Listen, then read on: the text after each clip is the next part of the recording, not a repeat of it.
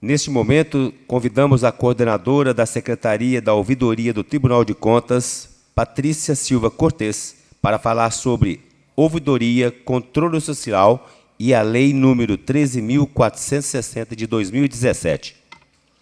Patrícia Cortes é formada em Economia pela PUC Minas e em Direito pela FUMEC.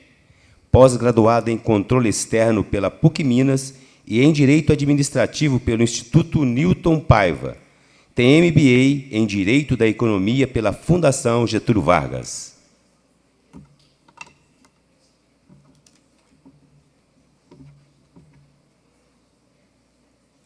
Bom dia, pessoal.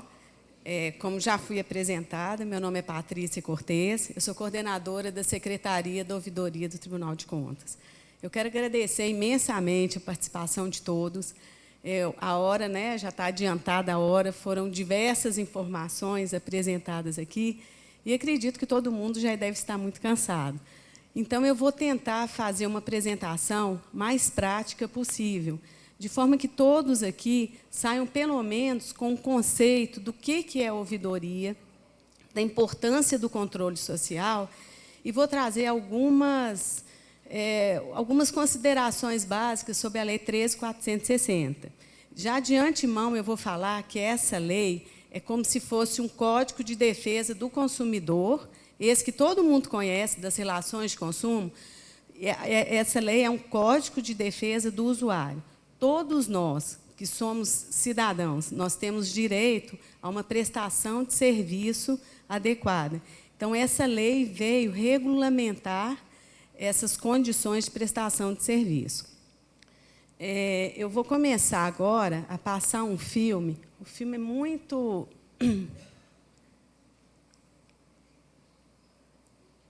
Você passa aí para mim? Entrou o slide?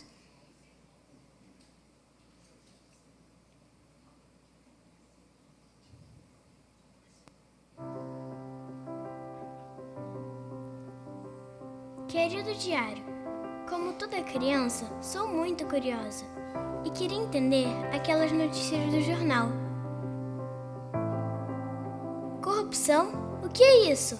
Por que aqueles homens importantes foram presos? Eles lavaram dinheiro de verdade? Me disseram que o governo tem muitas contas para pagar. Por isso, temos que dar um pouco do nosso dinheiro para quem cuida da cidade, mas nem sempre ele é gasto da maneira certa. Agora entendi por que aquela escola pública estava fechada.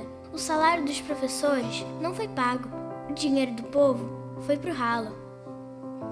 Lembrei da minha avó, que se assustou com a notícia de um idoso que morreu na fila do hospital porque não tinha médico. Aprendi que, assim como em casa, cada um tem que fazer sua parte, todos nós temos que controlar como é gasto o dinheiro da nossa cidade. Senão, não vou poder comprar tudo que eu gosto, porque tudo vai ficar caro. Mas nós podemos mudar essa realidade. Minha avó ligou para a ouvidoria do hospital e eles consertaram a máquina do raio-x e ela marcou o exame que precisava. Eu também fiz a minha parte. Mandei um e-mail para a prefeitura e sabe aquele terreno abandonado? Virou um parquinho. Agora eu tenho onde brincar. Tô muito feliz. Ah, e a nossa rua foi asfaltada. Ficou melhor para andar de bicicleta. Desculpe, diário, mas esse assunto é muito importante para ficar em segredo. Eu vou para a internet, porque para as coisas melhorarem, todo mundo tem que ajudar. Faça sua parte, participe, questione, denuncie, informe-se e melhore a sua qualidade de vida.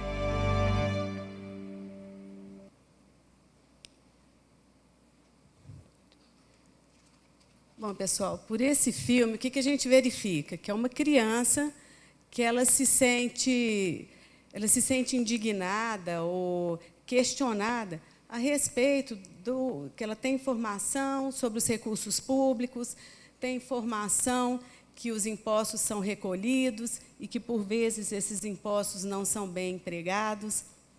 A avó dela se sente preocupada porque tem notícia que um paciente morreu na fila do hospital e ela resolve acionar a ouvidoria.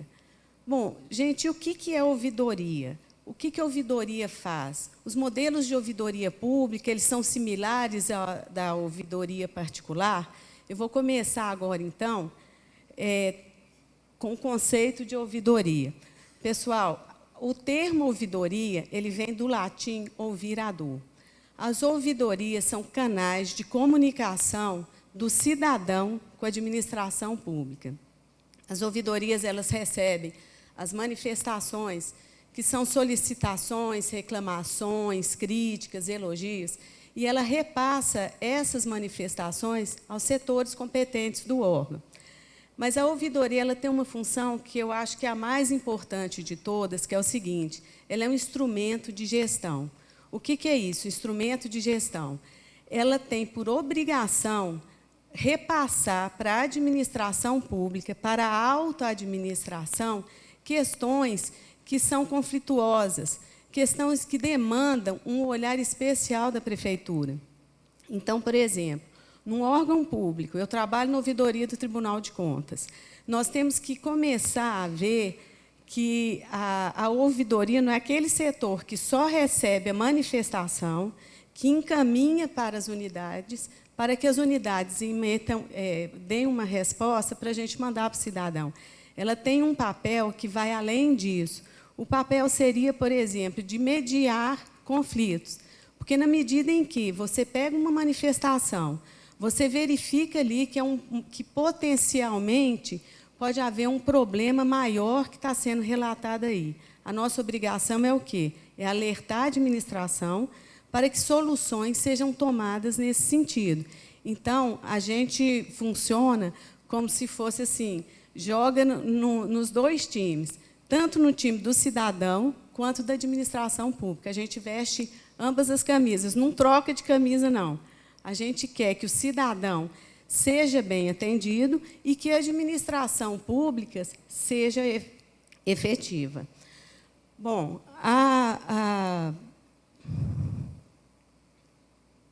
Nossa, está difícil para passar. Aqui.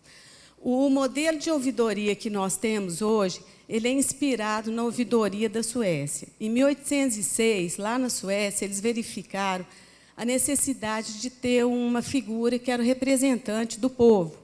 Eles denominaram com o nome de ombudsman. Nesses países, pessoal, o ombudsman ele tem um papel super importante, ele tem um mandato eletivo, ele pode propor ações judiciais, ações administrativas. No Brasil, nós tínhamos, na época do Brasil Colônia, a gente tinha...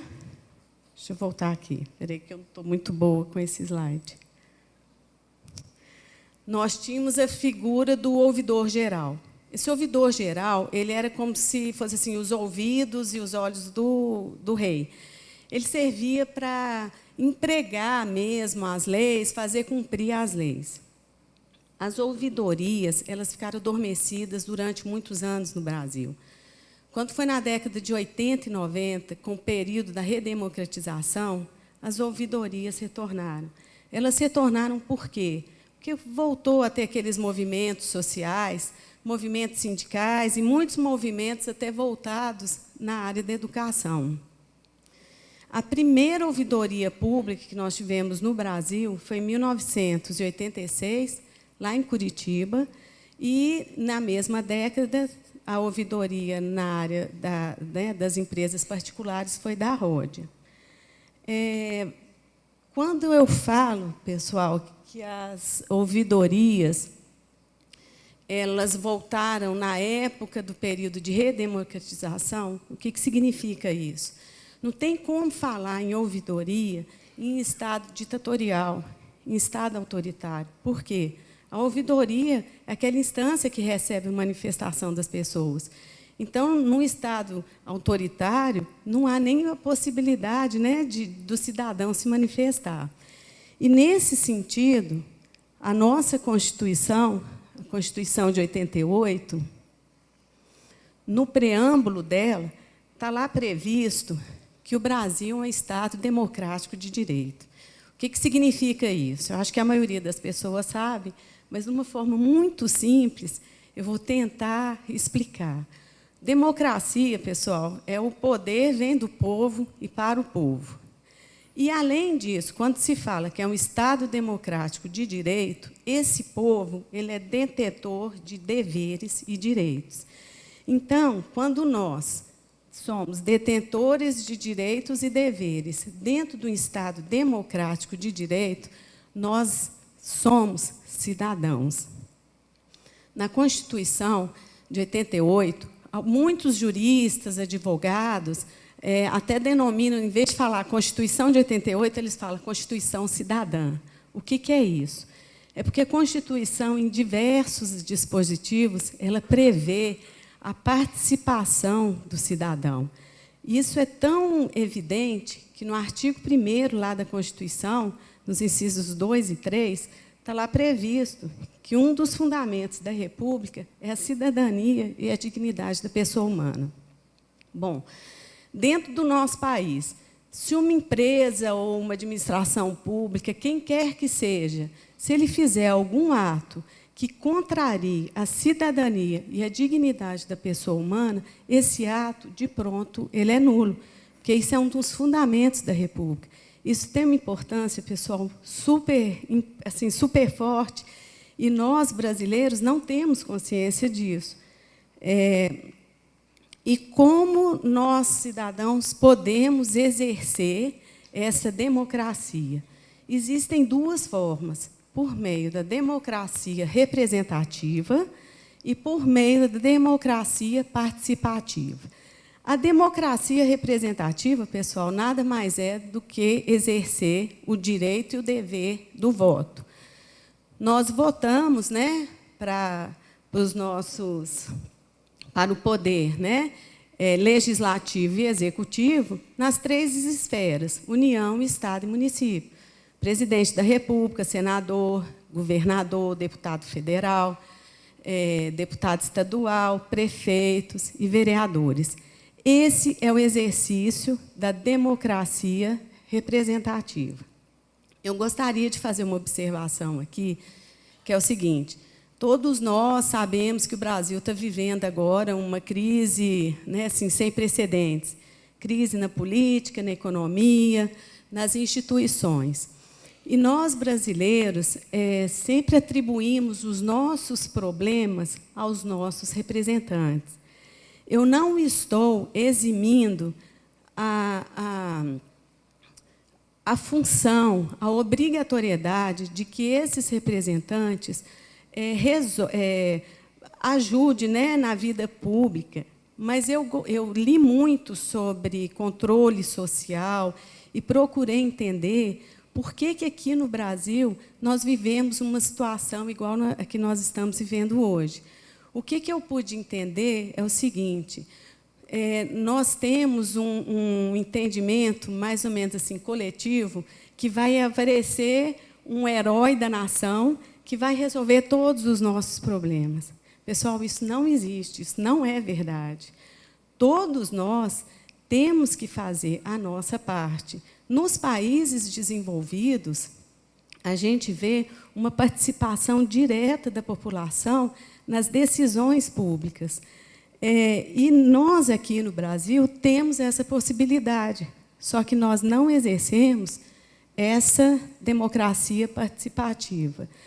Na democracia participativa, somos nós, cidadãos, atuando diretamente na vida pública. Nós não precisamos dos representantes, dos políticos, para dizer como que a administração pública deve fazer.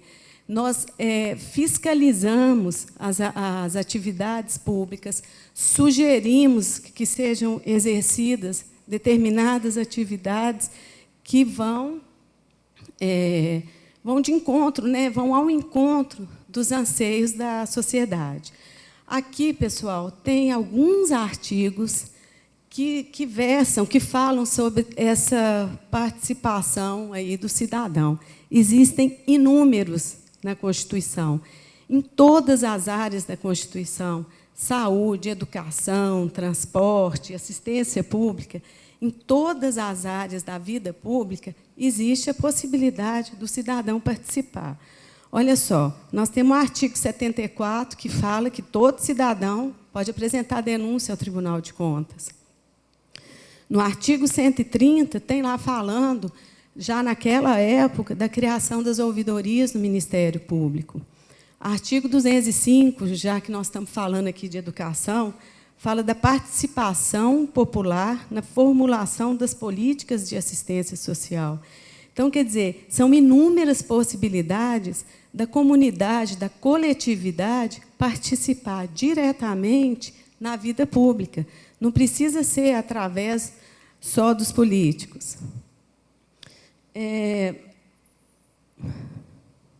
Bom, além da Constituição, nós temos leis infraconstitucionais.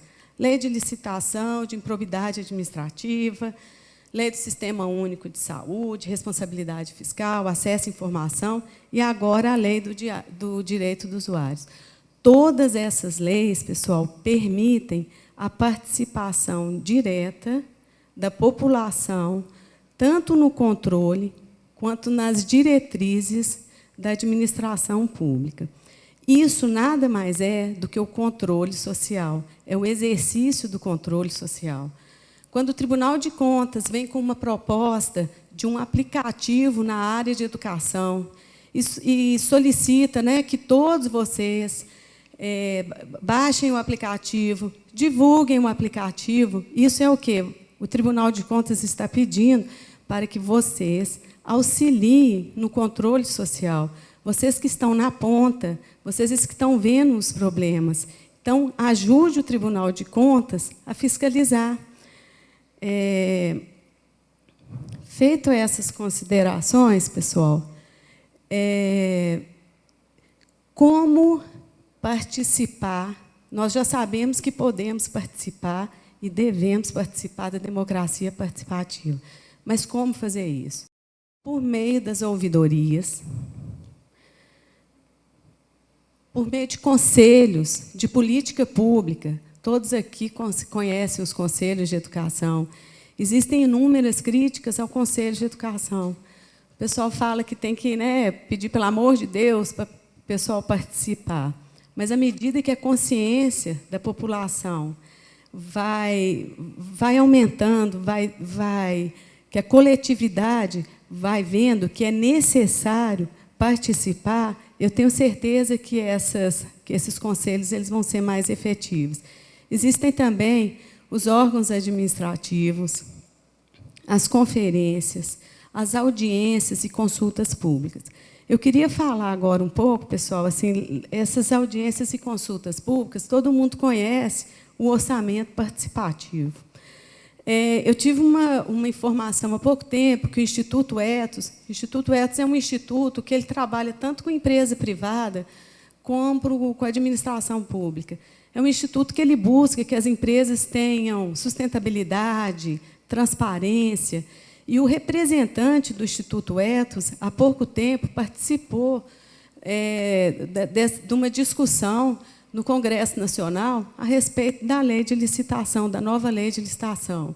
E o Instituto Ethos conseguiu que dois pilares da lei sejam transparência e controle social. Isso através das audiências públicas.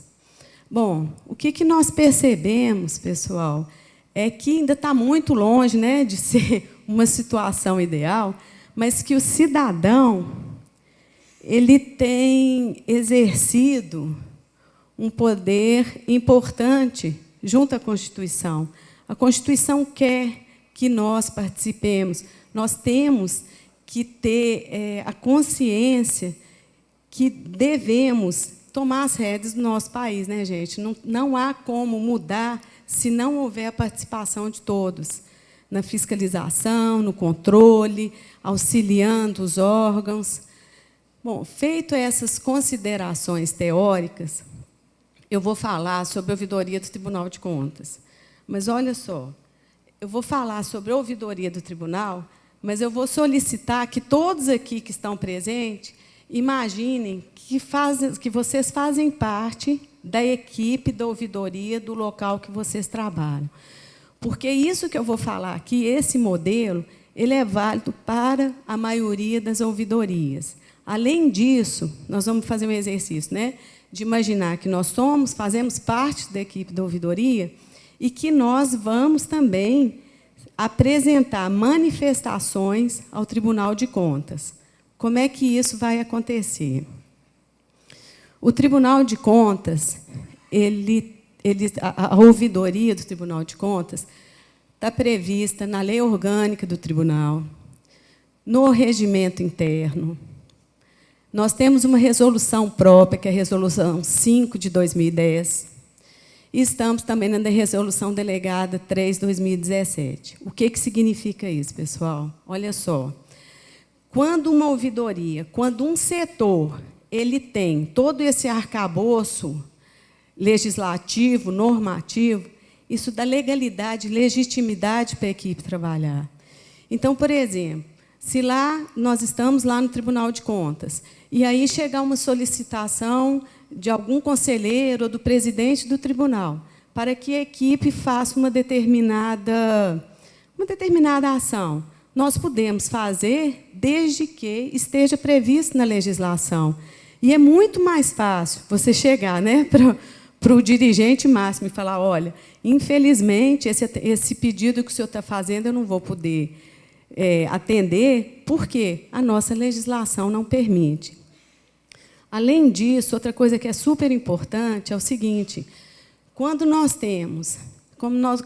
estamos previstos no normativo, o que acontece? Pode mudar o gestor, que aquele setor continua. A tendência é que todo o trabalho que vai sendo desenvolvido pela equipe vai continuando, vai melhorando. Então, não existe a possibilidade, por exemplo, de um prefeito implementar uma ouvidoria, aí o próximo prefeito que entra fala, não quero mais ouvidoria, eu vou extinguir esse setor. Não existe essa possibilidade quando as ouvidorias estiverem previstas no ato normativo. A Lei 13.460, ela lá prevê, no artigo 1º, parágrafo 2º, a existência das ouvidorias. Não, existência não, um regulamento de ouvidoria. Pessoal, a ouvidoria do Tribunal de Contas está lá escrito assim, ela é órgão integrante da estrutura organizacional do tribunal. Então, eu já falei com vocês a importância disso. Outra coisa, ela está vinculada à presidência. O que é isso, estar vinculada à presidência? Lembra que eu falei que a ouvidoria ela é um setor que ela é um setor específico, ela é um setor estratégico para a administração, ela tem que estar ligada realmente à alta administração.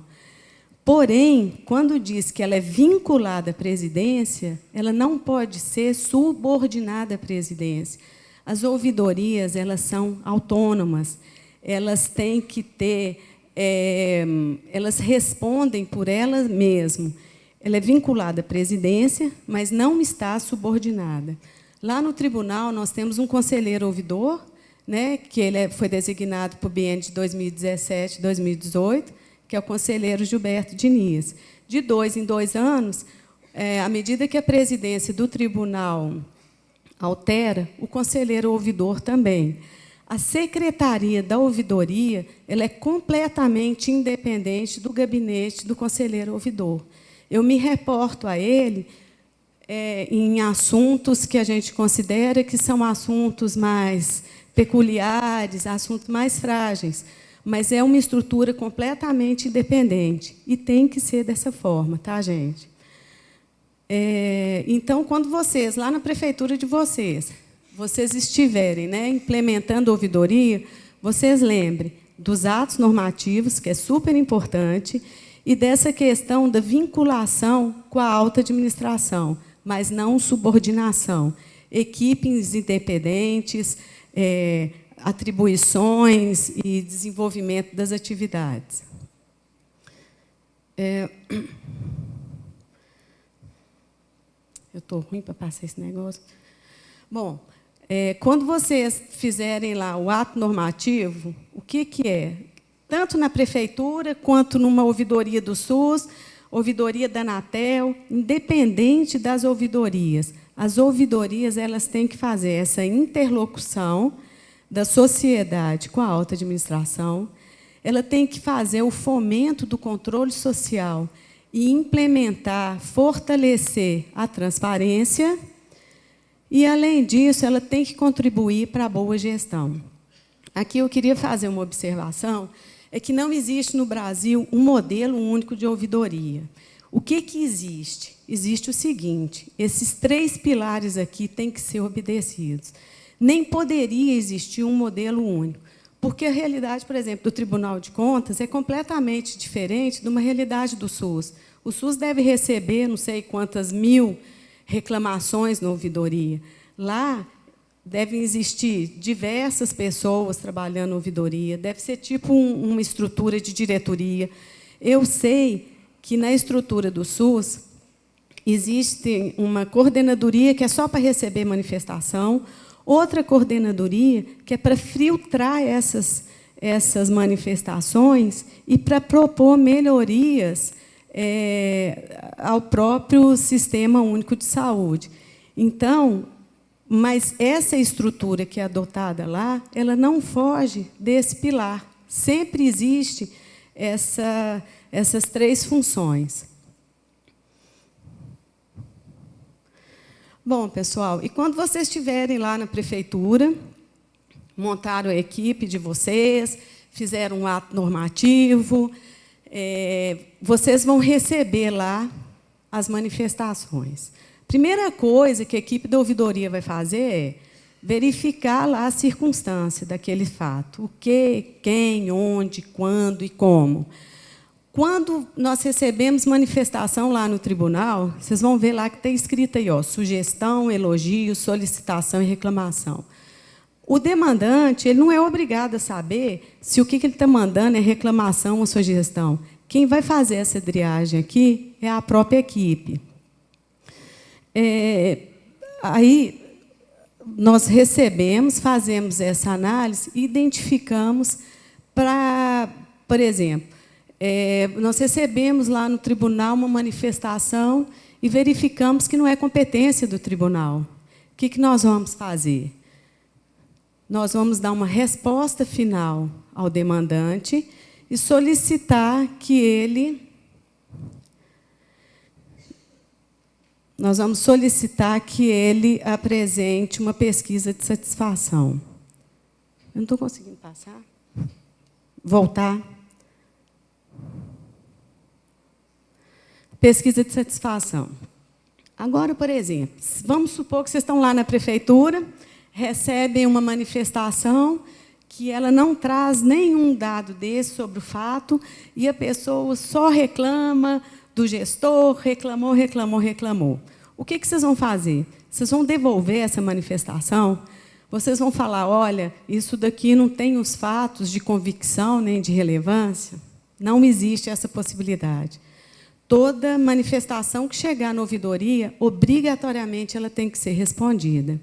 Vocês vão encaminhar uma resposta final, dizendo para ele, olha, se você puder apresentar os fatos que motivaram a sua indignação, você pode apresentar novamente a ouvidoria. E vamos pedir para ele também responder a pesquisa de satisfação. E é muito interessante, pessoal, que nessa pesquisa de satisfação, a pesquisa de satisfação é o quê? É sobre o trabalho da ouvidoria. Não é se ele ficou satisfeito com a resposta que ele teve ou não. Então, na pesquisa de satisfação, normalmente a gente pergunta assim, a sua resposta foi atendida no prazo, vamos supor, de 20 dias? Aí você põe lá uma mãozinha sim ou não. Tem que ser resposta objetiva, porque o demandante, às vezes, ele fica muito chateado porque o tribunal encaminha uma resposta, mas não era a resposta que ele queria ouvir. Mas, infelizmente, é a resposta correta. Tá certo? Agora, existe uma outra possibilidade, quando vocês estiverem lá na prefeitura, ou quando vocês encaminharem demandas para o tribunal, que vai ser o seguinte, nós vamos receber registrar com o número a demanda, fazer essa identificação. E vamos verificar, nossa, realmente, essa manifestação aqui é do Tribunal de Contas. E, pegando o exemplo que a Érica deu a respeito da merenda escolar. Nós recebemos a manifestação a respeito de sobrepreço da merenda escolar. Falamos, nossa, esse daqui está meio perigoso e tal. Para onde nós vamos encaminhar? Existem lá dentro do tribunal diversas unidades. Aí vamos encaminhar, então, para a coordenadoria da Érica, que trabalha com licitação. Vamos supor que nós recebemos uma demanda sobre processo seletivo, concurso público, e encaminhamos para a Érica. Isso é uma falha da ouvidoria. Por quê? As demandas, gente, elas têm um caráter sigiloso. Imagina eu receber uma coisa de licitação e encaminhar lá para um outro setor do tribunal. Aquele caráter sigiloso fica comprometido. Então, a equipe da ouvidoria tem que ser uma equipe que conheça a casa. Ela tem que ter um bom acesso a todos os setores, né, da prefeitura ou da Câmara, e também com o prefeito. Além disso, a equipe da ouvidoria não pode ser aquela pessoa, vou usar um termo aqui bem chulo, mas é para vocês terem uma noção. Pode ser aquela pessoa fofoqueira, entendeu? Recebeu a manifestação, olha, ela fala assim, nossa senhora, olha que a pessoa já está reclamando, mas ela não para de reclamar. Não é isso. Então, para trabalhar na ouvidoria, as pessoas têm que ter um perfil apropriado, têm que conhecer o órgão, têm que ter uma certa maturidade, né, para ver que aquelas informações elas não são públicas, elas são internas. Bom, aí, no caso lá da Érica, nós recebemos, encaminhamos para ela, que é a unidade técnica, e encaminhamos uma resposta parcial para a pessoa que apresentou aquela manifestação. O que nós temos aqui que tomar super cuidado é porque a ouvidoria, quando encaminhar essa resposta parcial, existe um termo que é utilizado muito, que é utilizar a linguagem cidadã. O que é isso? Vamos supor que chegou uma manifestação na ouvidoria do Tribunal de Contas de um conselheiro. Gente, isso nunca aconteceu, não, tá? Então, vamos supor que um conselheiro do tribunal encaminhou uma manifestação para a ouvidoria. Como é que eu vou responder esse conselheiro? Bom, ele é um conselheiro do tribunal. Primeira coisa, eu vou ter que usar um termo, excelentíssimo senhor conselheiro. Eu vou ter que usar uma forma de tratamento condigna ao cargo dele. Mas, se eu receber uma manifestação de uma pessoa que, na hora que eu leio, eu falo, gente, é uma pessoa mais simples, com dificuldade de se expressar, eu vou usar uma linguagem rebuscada para responder a ele? Eu não posso fazer isso. Eu tenho que ter efetividade. Eu tenho que responder de uma forma que ele entenda. É muito comum a gente receber manifestação no tribunal e não conseguir entender exatamente o que a pessoa quer. A gente pega o telefone, liga, encaminha e-mail, busca complementar a informação de forma que possa atender aquele anseio, né, do demandante. Outra coisa, pessoal, que é o seguinte, nessa lei nova, nessa lei 3.460, tem lá previsto que essas informações complementares que a ouvidoria for solicitar, só pode ser solicitado uma única vez. Por quê? Porque é o seguinte, todos nós aqui estamos super acostumados a procurar serviço da administração pública, e a gente vai lá e fala assim, olha, faltou, vamos supor, né? Faltou a carteira de identidade. Aí você volta lá, apresenta a carteira de identidade. Depois, quando você apresenta a carteira de identidade, não, está faltando uma cópia da carteira de identidade autenticada. Você volta, apresenta uma cópia da carteira de identidade autenticada. O intuito da lei 13.460, quando determina que os pedidos de complementação, de manifestação, vão ser feitos uma única vez, é para exatamente evitar essa protelação de resolver a situação daquele demandante. Então, nós que vamos trabalhar na ouvidoria, nós vamos ter que pensar muito bem o que nós vamos pedir para que esse demandante complemente a informação dele. Bom, aí a Érica foi lá, examinou a manifestação e encaminhou a resposta para a ouvidoria.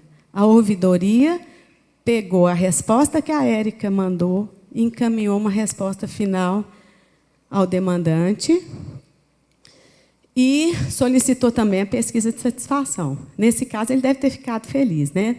Porque ela deve ter respondido que realmente o tribunal iria fazer uma fiscalização ou iria atuar verificando a suposta irregularidade. O que é importante, pessoal, nesse fluxo das demandas é o seguinte: quando nós recebemos uma manifestação, nós preservamos o autor da manifestação. Tá? Então, nós pegamos aquele texto que está escrito e encaminhamos para a unidade técnica. Então, só a equipe da ouvidoria é que conhece a pessoa que apresentou a manifestação. Os setores que recebem não sabem quem encaminhou aquela manifestação. Lógico que existe exceção. Por exemplo, lá no tribunal, a gente recebe muita reclamação a respeito dos sistemas do tribunal. Muitas. Que o sistema não funciona, que é impossível mandar a documentação no prazo. Quando eu recebo aquela manifestação e encaminho para a diretoria de informática, eu tenho que identificar o demandante, para que ela possa resolver o problema e encaminhar a resposta para o tribunal. Então, essa preservação da autoria, ela tem que ser relevada. A gente tem que saber em que momento se preserva o demandante e qual o momento que não. Bom, agora eu vou falar o que a ouvidoria faz, e vocês vão fazer também um exercício de pensar o que a ouvidoria das prefeituras e das câmaras vão atuar. Vocês, quando receberem lá a manifestação, vocês vão verificar para qual unidade vocês vão mandar aquela demanda, do jeito que eu estou falando, sem identificar o demandante. Além disso, o Tribunal de Contas, pessoal, ele orienta o cidadão acerca do encaminhamento de denúncia e representação. Aqui eu vou fazer um parágrafo, vou fazer uma parte. Olha só, o regimento interno do tribunal, ele determina que as denúncias e representações que são encaminhadas lá para o protocolo do tribunal, eles têm que ser identificadas. A pessoa, quando apresenta uma denúncia no protocolo, para virar um processo, ela tem que colocar lá, escreve o nome dela, põe o número do CPF, domiciliada e residente no número tal, vem apresentar perante o Tribunal de Contas os seguintes fatos. Ela relata os fatos, ela estabelece, né, fala, coloca o fundamento jurídico que está fundamentando a reclamação dela, e tem também que colocar os documentos que fundamentaram o pedido. Por que isso, pessoal? Porque é o seguinte, nós temos que pensar que o Tribunal de Contas, ele é um órgão técnico, mas ele é um órgão político também. Então, existem pessoas que querem denegrir a imagem de outras. Então, aquela pessoa que está sendo denunciada, ela tem o direito de saber quem a denunciou. É só a gente se colocar no papel, na posição do outro. Tá certo? Agora, caso a pessoa não queira apresentar a denúncia dessa forma, com esta formalidade, ela apresenta a denúncia por meio da ouvidoria. O procedimento da ouvidoria vai ser o quê? Nós vamos pegar aquele texto da denúncia, encaminhar para a unidade técnica competente, sem identificar quem é, e essa unidade técnica vai fazer o quê? Vamos supor que seja no município. Eles vão pegar, eles vão olhar, o município tal está sendo denunciado uma licitação. Quando houver uma fiscalização naquele município, aquela manifestação que chegou por meio da ouvidoria, ela vai ser apurada. Existem também, pessoal, outras possibilidades que não é só essa.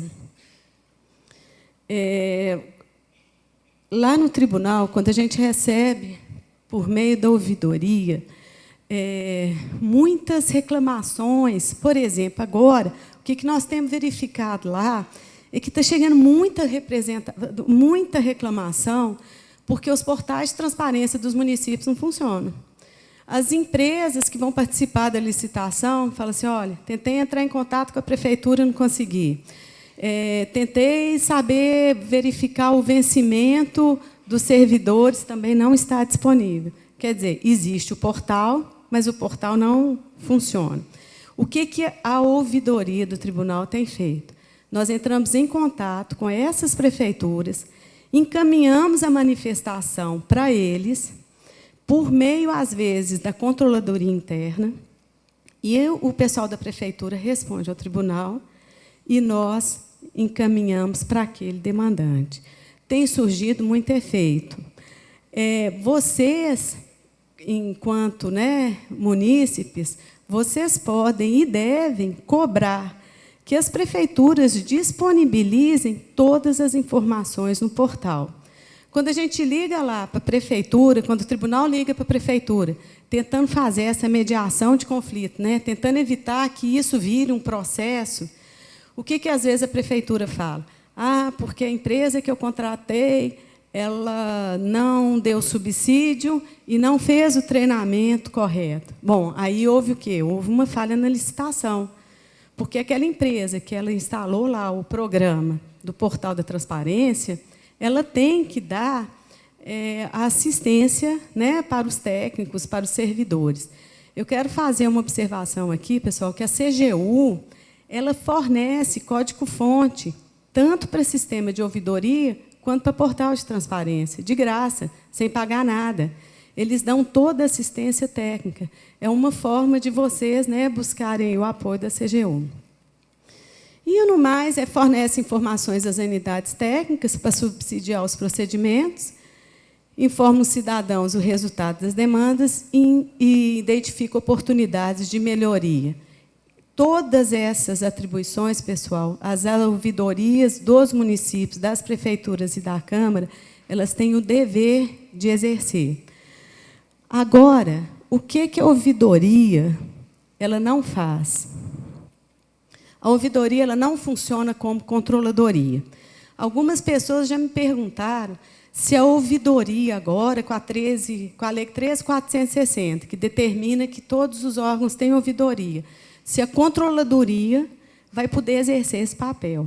A lei não veda, mas são atribuições diferentes. A controladoria, pessoal, ela vai ter uma função mais fiscalizadora da receita e da despesa do município. Como é que você vai misturar controladoria com um setor que tem que ser imparcial, que tem que estar do lado tanto do cidadão quanto do prefeito?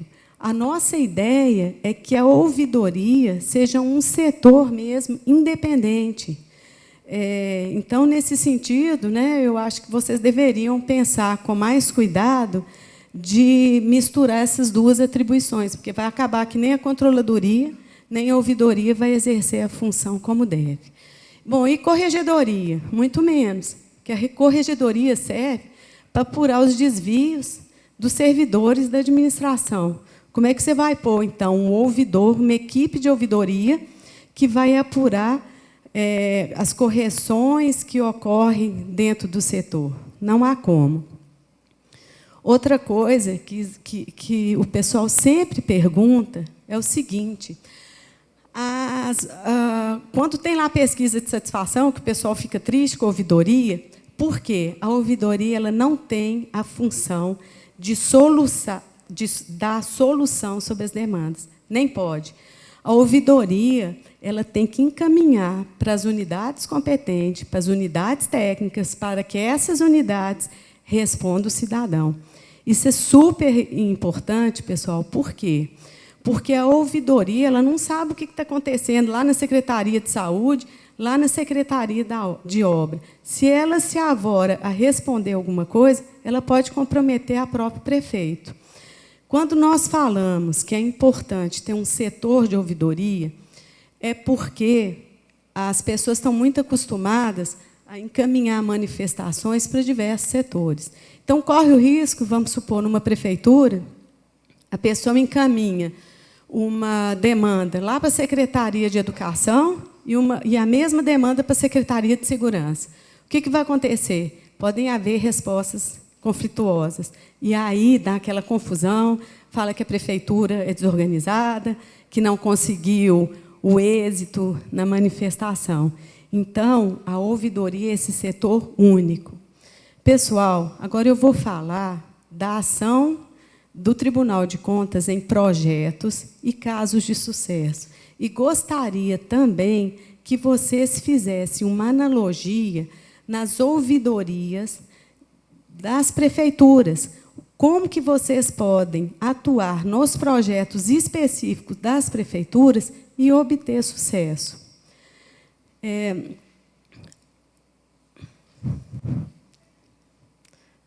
Bom, a ouvidoria ela está inserida agora no projeto Na Ponta do Lápis. Como? O projeto Na Ponta do Lápis tem um aplicativo. Em todas as respostas que nós encaminhamos da ouvidoria, nós colocamos um parágrafo explicando sobre o projeto. A ouvidoria participa do projeto Conhecer do Tribunal. Vamos supor que na prefeitura vocês desenvolvam um projeto para divulgar quais são as ações que a prefeitura está fazendo. Isso é uma ação super interessante que traz o cidadão para dentro da administração. A ouvidoria vai lá, explica, fala sobre o controle social, se coloca à disposição daquele cidadão para apresentar as manifestações ao órgão. As ouvidorias, pessoal, elas têm um papel super importante internamente. Então, a gente faz reunião com os setores internos do tribunal. Vocês que são servidores de prefeitura, das escolas, vocês têm que apresentar as reclamações para a prefeitura, por exemplo, da Secretaria de Educação. Então, vocês vão apresentar as reclamações, condições de trabalho, ou qualquer coisa que seja, mínima coisa, por exemplo, a cantina não está funcionando. Vocês apresentam por meio da ouvidoria. Então, a ouvidoria ela recebe tantas manifestações externas, do público externo, quanto do público interno. A ouvidoria do Tribunal de Contas participa de muitos eventos, junto com a CGU e com o Ministério Público. Vocês podem, municípios, fazer ações de ouvidoria regionais, dos polos regionais, levar caravanas para divulgar o controle social, o que os projetos daqueles municípios. E agora, pessoal, eu vou falar sobre 2 projetos. É um projeto interno que está sendo desenvolvido agora. Olha só, com essa Lei 13.460, os municípios, Câmara, todo mundo tem que ter ouvidoria agora. E aqui em Minas Gerais, a gente não sabe quais os municípios têm ouvidoria.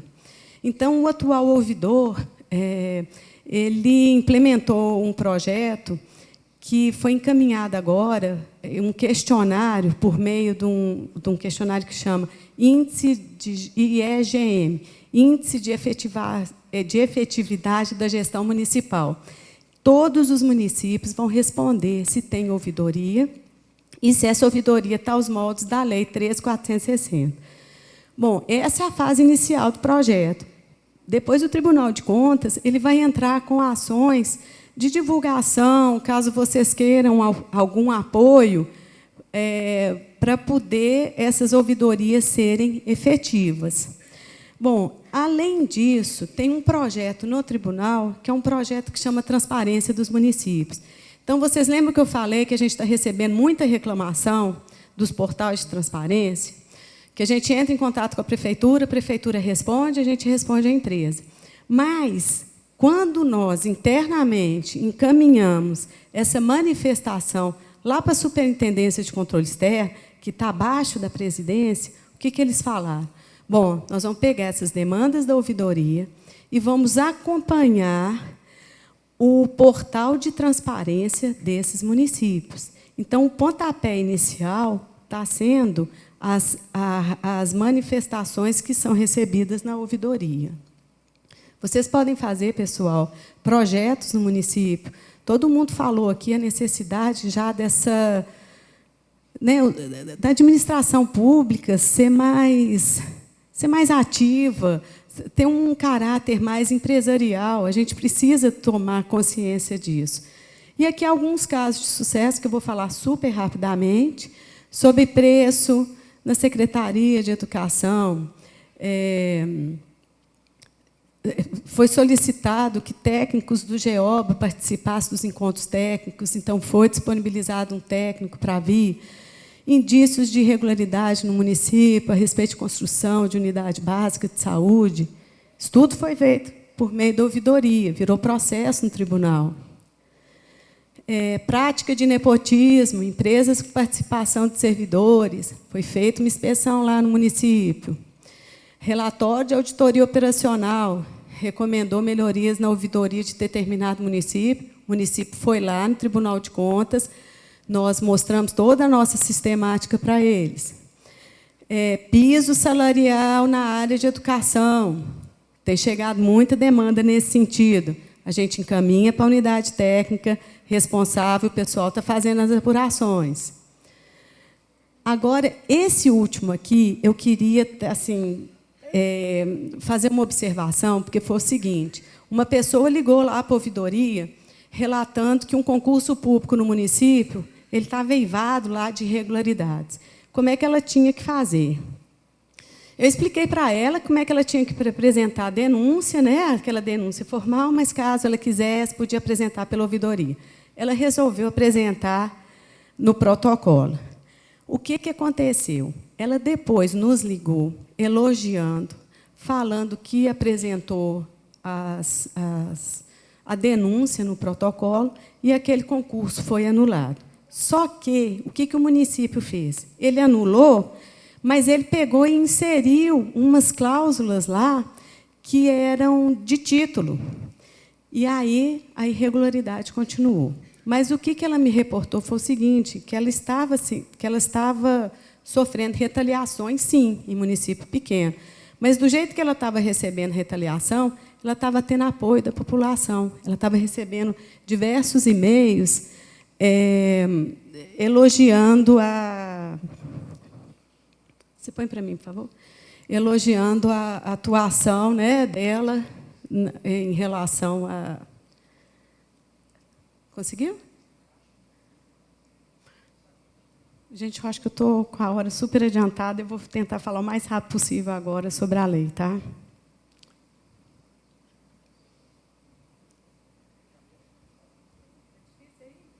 Pessoal, esse é o portal da ouvidoria do Tribunal de Contas. Isso tudo que eu falei aqui, se vocês quiserem acessar, vocês acessem o tribunal. Do lado direito tem um campo lá escrito ouvidoria. Toda essa parte aí, quem somos, como, perguntas frequentes, está tudo lá. O tribunal, a gente disponibilizou esse relatório, o relatório descritivo e analítico. Tem todos os gráficos das demandas, o que foi, quais foram, quem mais demandou, qual tipo de demanda. Tem aí o relatório. Pode tirar esse relatório. Além disso, nós temos a cartilha, que fala de transparência, e temos também uma carta de serviço. A Lei 13.460 exige uma carta de serviço ao cidadão. Por meio do portal da ouvidoria, na parte lá embaixo, aí, ó, tem escrito Fale com a Ouvidoria. Vocês podem clicar aí e já encaminhar as críticas, sugestões, manifestações, tudo através do sistema. Tá? Pode tirar, por favor.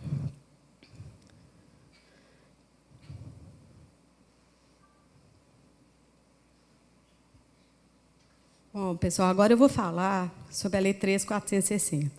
Essa lei, ela é uma lei, é um código de defesa do usuário. O que é o usuário? O usuário é pessoa física e jurídica. Todos nós podemos acessar as ouvidorias conforme a lei determina. Bom, além disso, quem está obrigado a cumprir a lei? Todos, igual a lei de licitação, União, Estado e município. No artigo 25, a lei determina que a lei determina 360 dias, né, que, contando o prazo, vai dar no dia 21 de junho. União, Estado, municípios até 500 mil habitantes.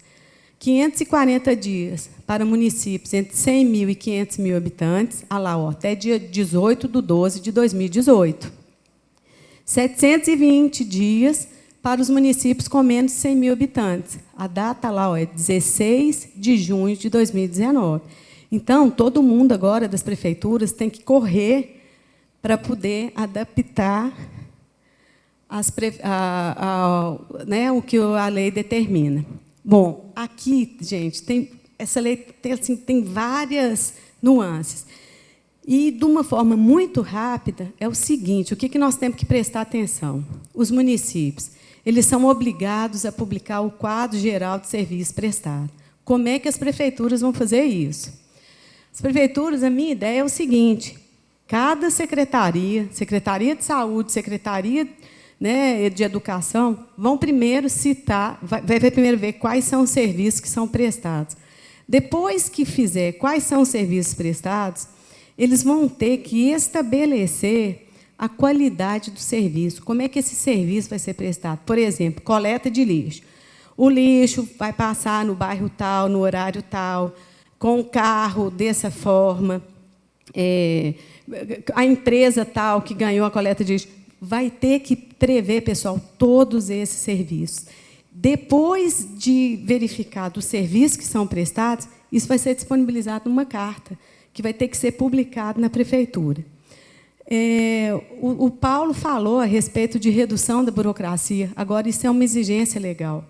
Além disso, nós temos lá os mecanismos efetivos para funcionamento da manifestação das ouvidorias e um capítulo que fala só sobre ouvidoria.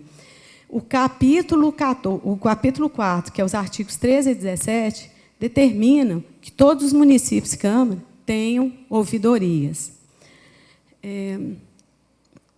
Bom, e quais são os princípios do serviço público? Além dos princípios que regem a administração pública, os serviços públicos eles vão ter que ter regularidade, que é um padrão de qualidade, continuidade, efetividade, segurança e, o mais importante, vai ter que ter efetividade e transparência.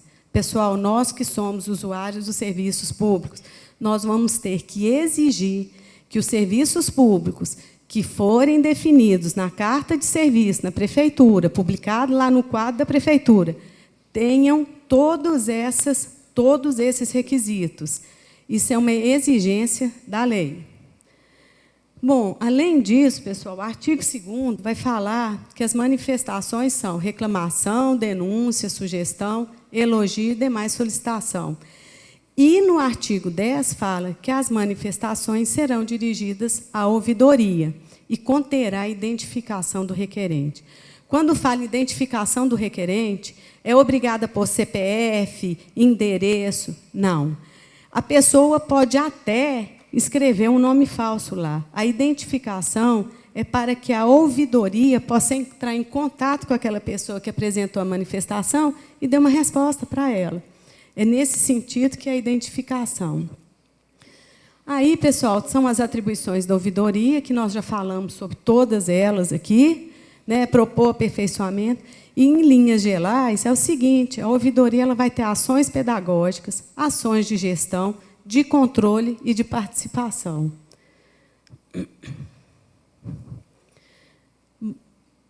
As ouvidorias agora têm um prazo, 30 dias corrido, para receber a demanda e responder. Então, quando encaminhar lá para o gestor tem 20 dias. Esse prazo, pessoal, ele é corrido. Então, da data que recebeu a manifestação e da data que vai ter a resposta para o cidadão, tem que ser 30 dias. É um prazo bem célere. Bom, pessoal, agora eu vou fazer umas considerações gerais, que é o seguinte, embora não esteja no escopo da nossa apresentação, falar de controle social é uma coisa super interessante e é um caminho sem volta no Brasil. Toda essa legislação aí que nós falamos, não é porque o legislador foi bonzinho, não. É porque a sociedade, ela pede que a administração tome providências, que a administração seja mais célere, mais empresarial. Nesse sentido, tem um projeto de lei lá no Senado, que é o projeto 129 de 2017, que ele determina que agora está proibido o silêncio e omissão da administração pública. Então, por exemplo, ainda é um projeto de lei. Quando nós apresentamos lá na administração pública um pedido, o que acontece? Às vezes ele fica lá mofando 1000 anos, ninguém fala nada. Com essa lei agora, a administração é obrigada a responder sob pena do agente que omitiu aquela resposta. Tá? É interessante a gente ver a evolução que nós estamos tendo nesse sentido de controle e transparência. É uma realidade agora. E, para finalizar a palestra, pessoal, eu vou ler uma frase do professor Paulo Neves de Carvalho, que é o seguinte: sonhamos com a instituição em que um controle seja instrumento de conscientização do agente político, que é isso que nós estamos tentando fazer aqui. Do extraordinário foi com o papel que cabe na realização dos anseios comuns. Isso tem a ver, é evidente, com a educação, orientação, apoio e estímulo. É nesse sentido que o Tribunal de Contas, né, ele está com esses projetos de vir aos municípios, num papel pedagógico, solicitando que vocês nos auxiliem. Estamos à disposição também para, caso vocês queiram aprofundamento em alguma matéria. Eu falei muito rapidamente da lei, mas essa lei ela é super importante.